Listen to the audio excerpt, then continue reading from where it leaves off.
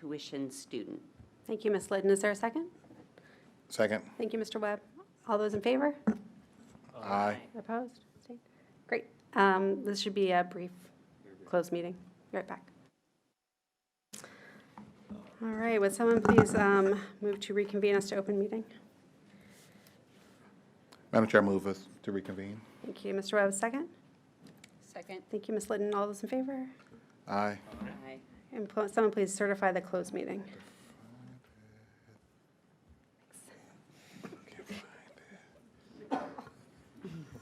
Whereas the Falls Church City School Board has convened a closed meeting on this date pursuant to an affirmative recorded vote and in accordance with the provisions of the Virginia Freedom of Information Act, and whereas Section 2.2-3711B of the Code of Virginia requires a certification by this school board that such closed meeting was conducted in conformity with Virginia law, now therefore be it resolved that the Falls Church City School Board hereby certifies that, to the best of each member's knowledge, only public business matters lawfully exempted from open meeting requirement by Virginia law were discussed in the closed meeting to which the certification applies, and only such public business matters as were identified in the motion convening the closed meeting were heard, discussed, or considered.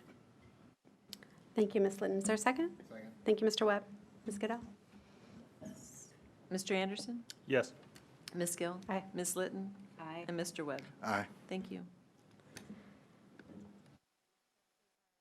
Oh, next up is our consent agenda. I'd seek that the board approve the consent agenda as presented. Seeing no objections, so moved. Move on to Section 8, 8.01, our update on school opening. Dr. Noonan. Thank you, Madam Chair. Good evening again, everyone. I just this evening wanted to give a quick update of kind of where we are in terms of the planning for this coming school year. We are certainly on track and really excited about the school year coming up. As was indicated tonight by Ms. Hall, who was here, there are still some vacancies in the system. And I just wanted to give you a heads up that we are still seeking a number of special education teachers, one at Mount Daniel, another long-term special ed substitute at Thomas Jefferson, and then also a special education teacher at George Mason High School. We also are seeking a Spanish position, and then we have a couple of other long-term substitute needs in the division because we are going to have to open with some long-term subs because of teachers being out for different types of leave to start the year. In addition to that, we are seeking a few paraprofessionals as well. So if you know of anybody out there that is looking for a position who would be interested particularly in a long-term substitute position that has a teaching background, we would be really excited to talk to them. And if you know anyone who's interested in teaching Spanish, we'd be really interested in talking to them. So I put those out there as just a couple of vacancies that we still have. We've done a pretty good job over the last couple of years with opening with very few vacancies.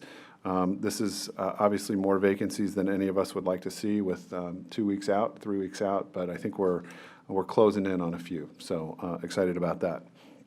I do want to send out a special thanks to Sevi Padilla and his team, although Sevi has left. If you've walked through any of our buildings recently, the floors just shine. You can see yourself in them. They also have done an extraordinary job with some of our office spaces, fixing some things up. If you go into Thomas Jefferson, for example, Thomas Jefferson's front office has gotten a complete facelift. We've taken out a couple of the big pieces of furniture in there. We've moved the security officer back. We've put up some signage that says Thomas Jefferson Elementary School. We've eliminated a bunch of cords that were kind of hanging down. We put up some doors behind one of the desks that covers one of the big holes that is sort of a built-in hole. It's just kind of weird. Anyway, they have worked arduously throughout the summer to get our buildings ready to open. And when our teachers come back, they're really going to come back to some really beautiful spaces. And I just want to thank Sevi and his team for doing that incredible job. We have, staying with operations, Falls Church City Public Schools has used a GPS system for our transportation to monitor buses for a number of years, and I think everybody here is familiar with that. Recently, that vendor notified us that that their system utilizes a type of cellular service that is ending midway through the school year. And so at that point, we had a choice whether or not we wanted to continue with that vendor or not. But in addition to that cellular service changing for their GPS systems, they also notified us that their service charge and subscription fees to parents were going to change as well. And so due to the fee for service model, and many of our parents aren't using the system and didn't want to continue to pay for the system, we decided to look around a little bit. And so with our crack team of Kristen Michael and Nancy Hendrickson, we are moving to a system with a new vendor that's providing the service, and that vendor is called Synovia. And Synovia currently serves many school divisions and government with more than 120,000 vehicles in their fleets that use those services, and our new service is going to be called Here Comes the Bus.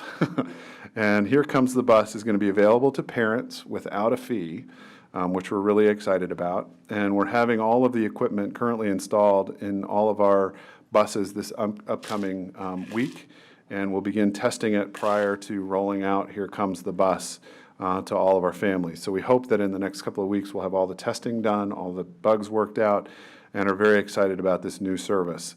So here's just a little blurb that came from Synovia's website to give you some sense. Here Comes the Bus translates the information into easy-to-follow program and customizable map that works on either a computer, tablet, or smartphone, which allows you to see where the bus is and how close it is to your home.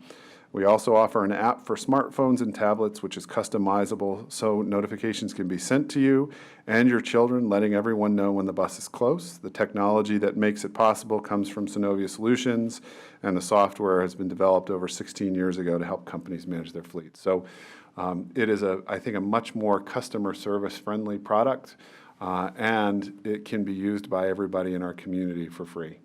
We will bear the cost of that, but we've been able to work it through the budget process internally with Ms. Michael's office to make that happen. So installation began on Monday, the 19th, and are moving ahead with that. So that's another preparation piece. I also wanted to talk a little bit about what's happening over at Mount Daniel. We are excited, but also a little bit nervous because construction is over and the kindergartners are turning out. So I share with you some information that I've shared previously in the Friday update, but also want to let the community know that last year when we put our budget together, we made a decision as part of our budget process to change our projections for our kindergarten and reduce our teachers by one and paraprofessional by one. To be able to provide our staff a compensation increase. And with that, we reduced our faculty by one at kindergarten. At the end of the budget cycle, you might remember that there was some extra revenue that came in from the general government that we said we should probably set that aside into a staffing reserve just in case something happens. Well, something happened. We projected 177 kindergartners, and we currently have 185 enrolled.